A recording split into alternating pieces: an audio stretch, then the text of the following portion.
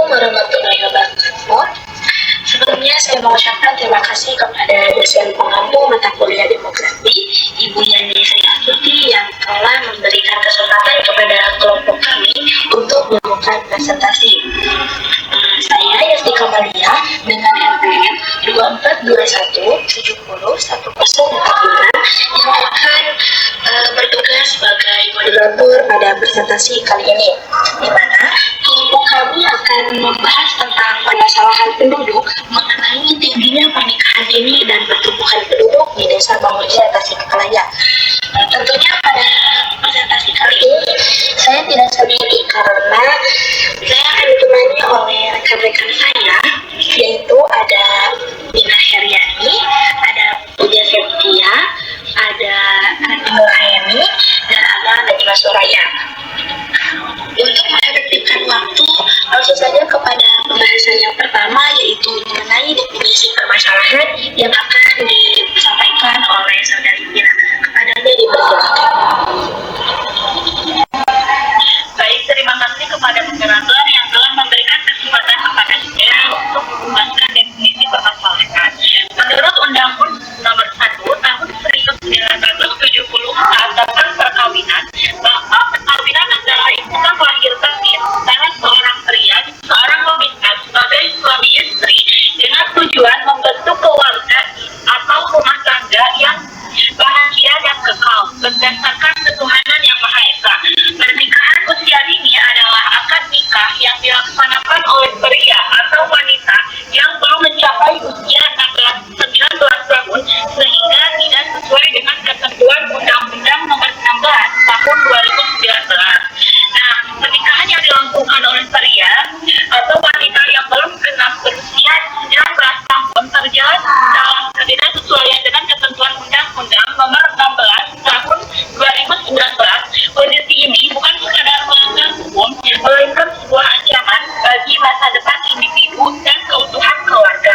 Pernikahan dini merampas hak anak untuk tumbuh dan berkembang secara optimal. Next. Pertumbuhan penduduk yang tinggi adalah peningkatan yang signifikan dan cepat dalam jumlah individu dalam suatu populasi, atau disebut juga pertumbuhan populasi yang cepat. Nah, mungkin sekian yang dapat saya sampaikan. Saya kembalikan kepada moderator. Terima kasih kepada Dina. Untuk materi selanjutnya mengenai kondisi permasalahan dan faktor terjadinya permasalahan yang akan disampaikan oleh Saudari Puja. Kepadanya dipersilakan. Baik, terima kasih kepada moderator atas kesempatannya. Di sini saya akan menjelaskan tentang kondisi permasalahan. Nah, untuk kondisi permasalahan di Desa Bangunreja ini, kasus pernikahan dini cukup tinggi dibanding dengan desa-desa lain. Dari 147 remaja putri yang menikah muda, 63 diantaranya berasal dari Desa Bangunreja itu sendiri. Nah, selain itu, Desa Bangunreja juga tercatat sebagai desa dengan jumlah penduduk terbanyak di Kecamatan Bangunreja, sekitar 8.000-an jiwa atau tepatnya 8.108 jiwa. Nah, meskipun sempat mengalami sedikit penurunan, jumlah penduduknya tetap paling tinggi dibanding desa lain di kecamatan ini. Nah, dari sini bisa kita lihat banyaknya jumlah penduduk dan tingginya angka pernikahan dini di Desa Bangunreja saling berkaitan, dan inilah yang jadi fokus utama dalam kajian kami. Next. Nah, faktor terjadinya permasalahan. Banyak hal yang bisa mendorong terjadinya pernikahan usia dini. Secara umum, faktornya terbagi menjadi dua, yaitu faktor internal dan eksternal. Faktor internal biasanya datang dari diri sendiri, misalnya karena keinginan pribadi untuk menikah, atau keinginan membangun keluarga, dan biasanya alasannya karena cinta. Nah, sementara itu, faktor eksternal datang dari luar diri, seperti dorongan dari orang tua, atau masyarakat sekitar. Nah, kadang, meskipun seseorang belum siap menikah, mereka terpaksa menikah karena keadaan, misalkan dijodohkan, ataupun karena hal-hal yang tidak diinginkan seperti kehamilan di luar nikah.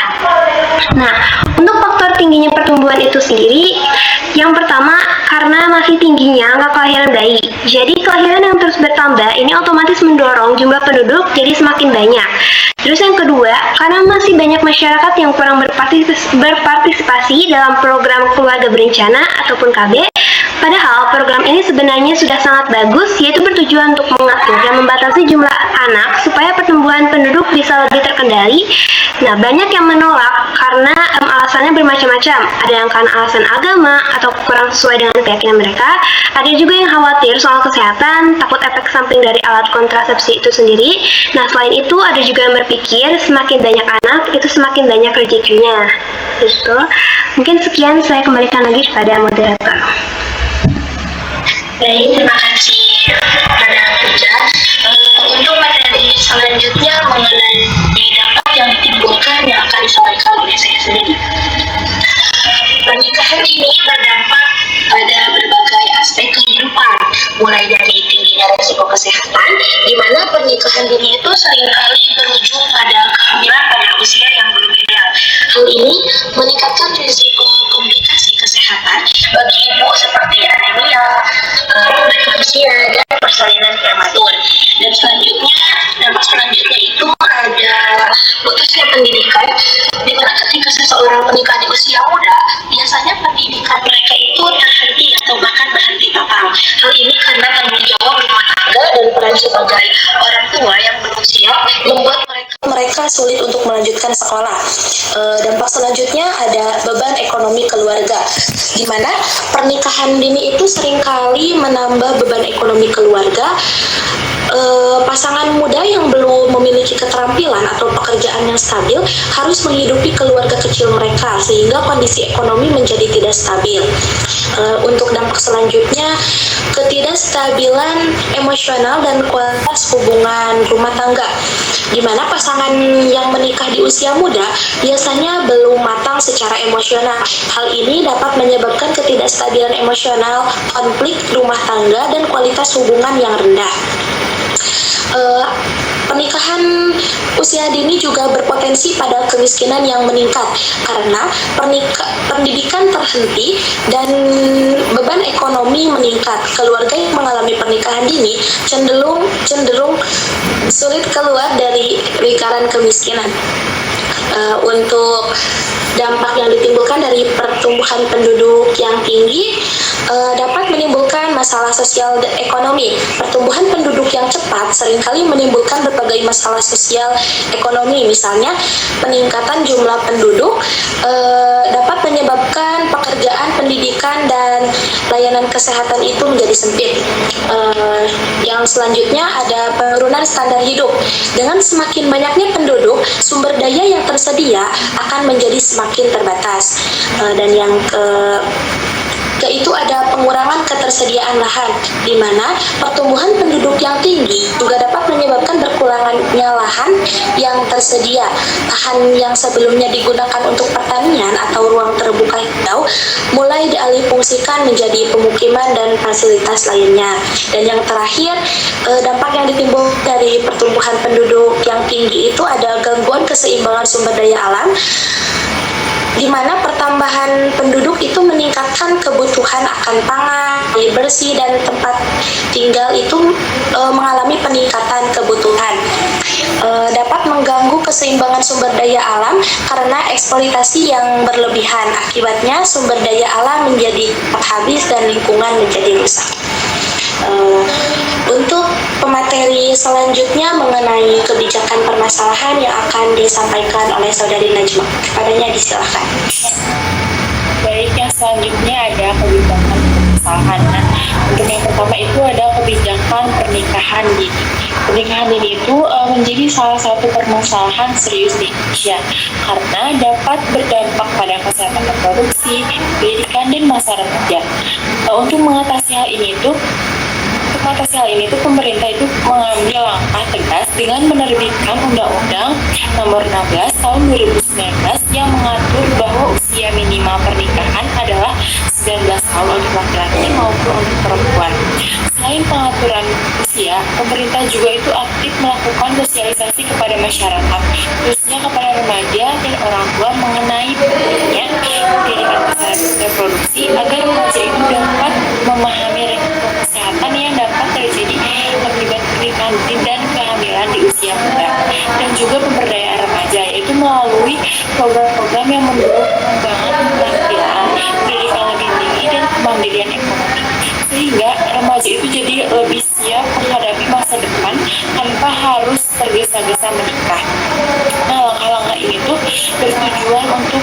menekankan angka pernikahan anak, melindungi hak anak, serta meningkatkan kualitas generasi muda.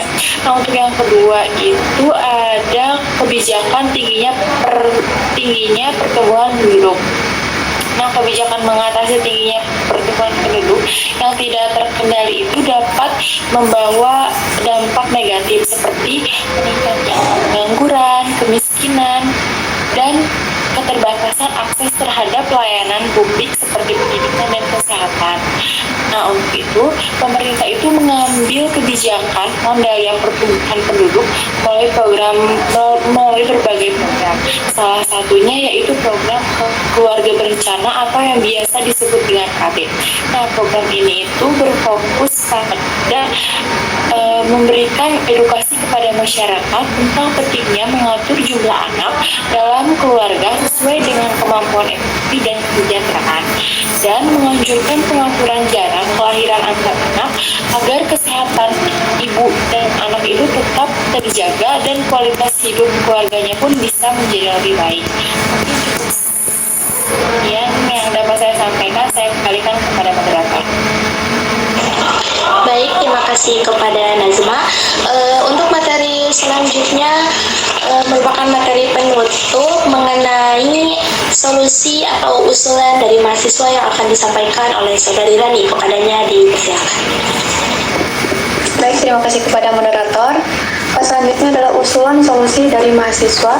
Yang pertama, memberikan edukasi tentang pentingnya pendidikan dan kesehatan reproduksi. Contohnya seperti mengadakan seminar di sekolah-sekolah yang menghadirkan narasumber dari ahli kesehatan dan pendidik untuk menjelaskan tentang pentingnya pendidikan dan kesehatan reproduksi serta dampak dari pernikahan dini. Yang kedua, mengadakan kampanye atau penyuluhan tentang risiko pernikahan dini. Contohnya seperti mengorganisir secara kampanye di lapangan terbuka dengan pembagian brosur, poster, dan diskusi panel yang melibatkan tokoh masyarakat dan mantan remaja yang mengalami pernikahan dini. Yang ketiga, mendorong kesadaran remaja untuk merencanakan masa depan sebelum menikah.